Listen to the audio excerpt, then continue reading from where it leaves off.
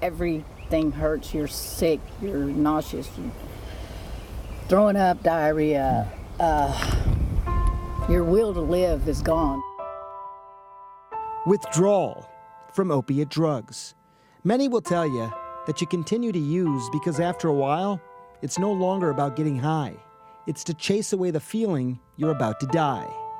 For Patricia Slavin, it all started 4 years ago with abdominal pain and a prescription for Dilaudid. It was the first time in her life she had ever taken an opiate. They upped the dose, and it just kept to the point where I was taking a very high dose of pain. I had to get on pain management. Every month they say, how are you? And I say, well, you know, it's not really helping as much. I'm still in a lot of pain. Okay, well, add this to it, this pill, and then this patch. Lisa Vinson, Patricia's younger sister, also had abdominal pain. Over the past 10 years, she's had 5 operations, including a hysterectomy.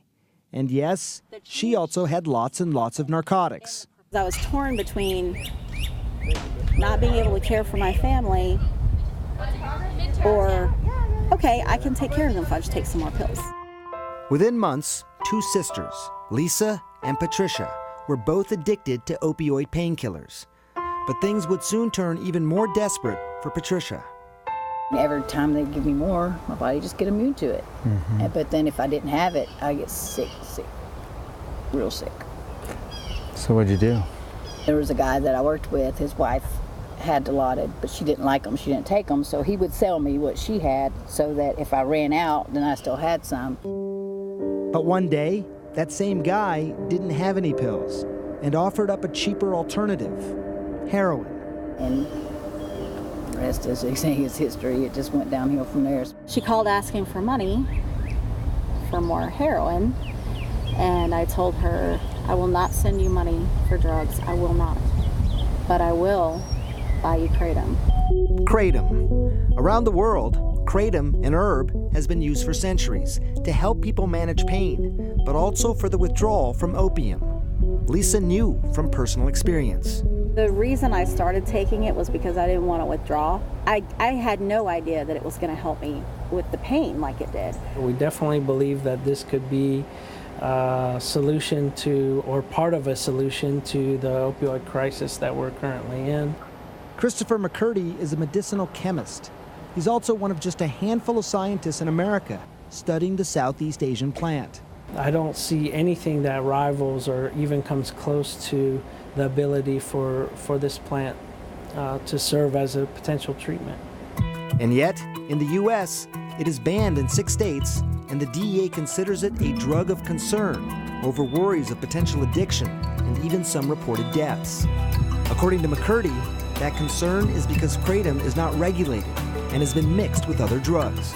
Definitely, there needs to be regulatory measures put into place with this plant material, but there is a huge wealth of anecdotal evidence out there and some scientific that there is definite medical potential for this plant.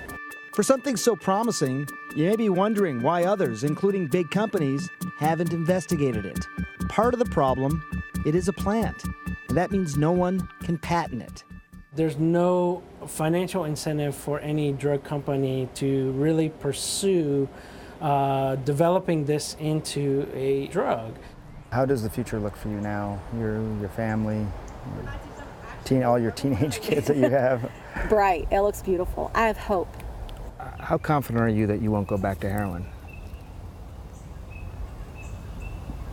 Never fully confident. Never fully confident. Right. It's a powerful drug, but I think as long as I have Kratom, as long as I can get it, me personally, I'll never go back. And Sanjay, it's pretty incredible how many people, I mean, how big is this possibility of Kratom to helping people get off this addiction? Well, look, this is something that's been around for hundreds of years. I mean, been used for hundreds of years, I should say, in other countries. The scientific community here in the United States starting to pay more attention to it. It's gotten some buzz, some enthusiasm, but you know, we obviously need to do more studies. The idea, Aaron, that a plant, that an herb, could help curb people's addiction to heroin. I mean, it's a big idea. Yeah. People are talking about solutions. This is something that could be readily available, could help people, but it's got to be investigated more. You got to figure out what exactly the dosing is, how you would administer it, what's going to be most effective, how to make it as safe as possible. But people are looking into that. And of course, it's too much to hope that there's sort of a one-shot fix to something as serious as opioid addiction. So I understand that. But are there any downsides that you're aware of to Kratom at this time? Well, this is one of those things, we don't know what we don't know exactly because there hasn't been a lot of investigation. There have been reported, people becoming, having addictions to this, developing withdrawal symptoms, having side effects. But this is why you would study something like this, to try and get that figured out, to make sure you're getting Kratom and what the right dosing is.